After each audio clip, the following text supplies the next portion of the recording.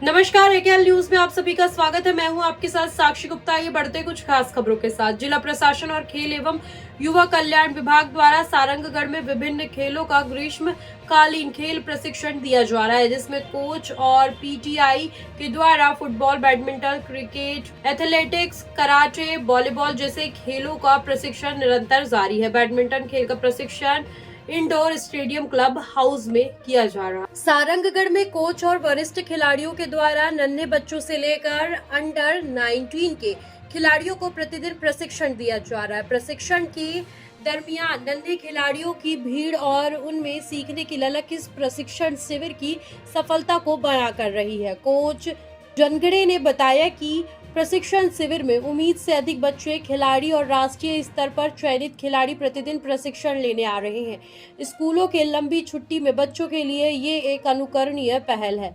वरिष्ठ खिलाड़ी एवं सहायक प्रशिक्षक के रूप में खेल संघ सारंगगढ़ अध्यक्ष गोल्डी नायक ने कहा कि प्रशासन की पहल खेल के क्षेत्र में निरंतर होनी चाहिए।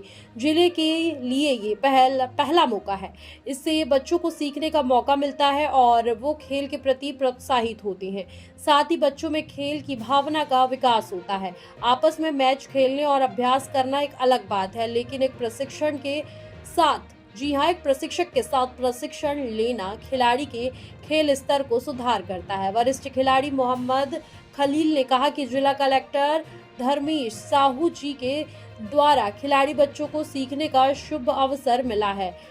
बैडमिंटन के खिलाड़ी जिला पुलिस कप्तान पुष्कर शर्मा और एसडीएम वासुचैन जी निरंतर अभ्यासरत हैं। इन्हें देखकर प्रशिक्षण में आ रहे खिलाड़ी बच्चे भी मोटिवेट हो रहे हैं। सारंगगढ़ में बैडमिंटन का खेल स्तर उत्कृष्ट है।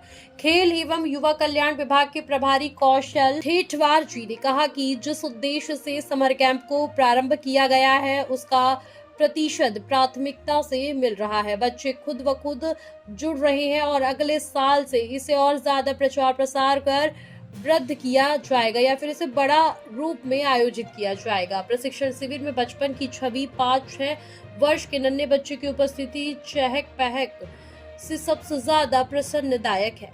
प्रशिक्षण शिविर में खेल प्रशिक्षकों के साथ पालकों ने भी ध्यान दिया है।